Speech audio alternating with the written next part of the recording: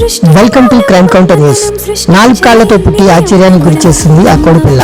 అవునండి, మీరు విన్నది నిజమే.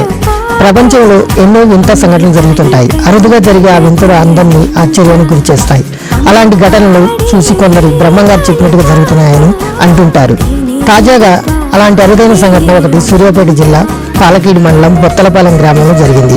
ఒక కోడి గుడ్లు పెట్టి పిల్లల్ని పొదిగే సమయంలో 4 కాళ్లతో ఒక కోడి పిల్ల గుడ్డును చీల్చుకుంటూ బయటకు వచ్చింది. బొత్తలపాలెం గ్రామానికి చెందిన అవిరిపోయిన వెంకటేశ్వర్లు ఇంట్లో కోడిని పెంచుకుంటున్నాడు. అయితే ఆ కోడిని పొదిగించగా బుధవారం నాడు అనగా డిసెంబర్ 25 క్రిస్మస్ పర్వదినాన రాత్రి కోడి పిల్లలు గుడ్ల నుండి బయటకు వచ్చాయి. వాటిలో ఒక కోడి పిల్ల వింతగా 4 కాళ్లతో పుట్టి పూర్తి ఆరోగ్యంగా ఉండటం వారిని ఆశ్చర్యానికి గురిచేసింది. వారితో పాటు 4 కాళ్లతో పుట్టిన కోడిపిల్ల విషయం తెలిసిన చుట్టుపక్కల వారు మరియు ఆ గ్రామంలోని వారు ఆశ్చర్యంతో వింత కోడిపిల్లను చూసేందుకు తరలి వస్తున్నారు. మీరు కూడా